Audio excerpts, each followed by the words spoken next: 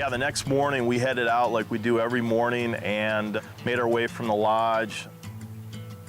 I love this entire property, but there's a place called the Mirador, which is basically the lookout that has to be one of my all-time favorites.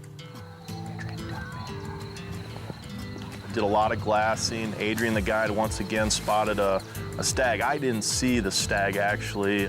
We start out there, but we can hear a stag just roaring his head off behind us. We probably walked about a mile up into the mountains and hills to where he had seen this animal. Actually, we worked our way up ahead of it, anticipating that those animals would work their way towards us, because what they're doing in the mornings, they're working their way from their bedding areas down in the river bottoms up into the tops of the hills and the mountains. After a quick climb, we get up on a ridge line and can tell it's pretty obvious that the stag is just below us.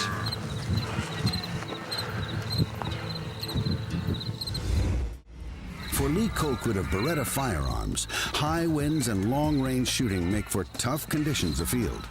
But with dawn breaking over the Andean mountain range, hope for another chance at the red deer of Patagonia holds high. There's an animal indigenous to this part of the world that they refer to as wanaka, and they're infamous for blowing your stalks. So as we start up the ridgeline, we run into a herd of wanaka. It was really kind of funny. They watched the whole thing. They saw us come up the ridge towards just above the stags as they were working their way up. And I remember saying to myself, those llamas are going to bust us. They're going to bust us. Everything I'd heard about them on this trip thus far, I thought they would derail our efforts on this stag, but they kept their mouths shut and they really kind of watched the whole thing unfold. As we creep to the ridge line, I can start to see the hinds or females showing up, but we can hear the stag continuing to roar, but he's just under the crest of the ridge. I had still not at this point seen the animal, just Adrian had seen the animal.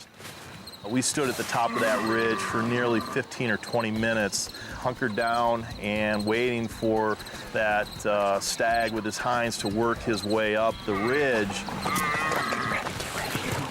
Get ready, it's your shoulder.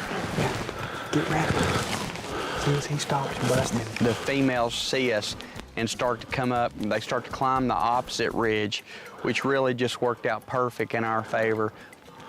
A little lower. Lee had time to get ready.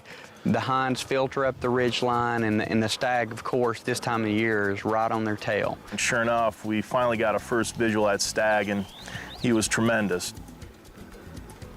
As soon as he gets broadside, you hammer him. I rested my Socko 85 on Adrian's shoulder. And just on cue, he stops perfect for us, turns broadside. Hit him again.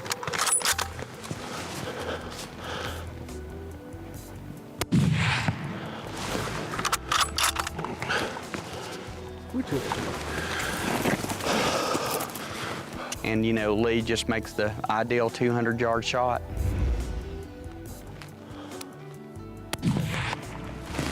He didn't show any sign of being hit when I took that first shot. He continued up to the top of the ridge and was walking straight away. I took a second shot, and I knew I hit that second shot. I saw that the animal reacted, but he immediately headed over the top of the ridge that he was on. I didn't see him fall down.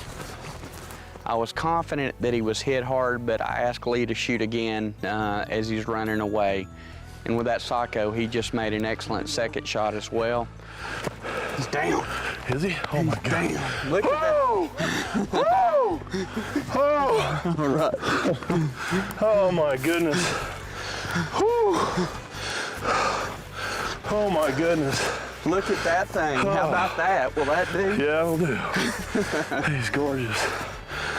Whew. Muy bueno. He was ecstatic. Like I said, it makes all that climbing worthwhile just to see the smile on his face. To say I was excited was a big underestimate. He was a gorgeous animal. I really remember just putting both hands up in the air and letting off a big scream, and excited as hell. It's great. And everything worked out. Here we are. He's gorgeous. Congratulations. Thanks, John. Yes, sir. My pleasure. Awesome.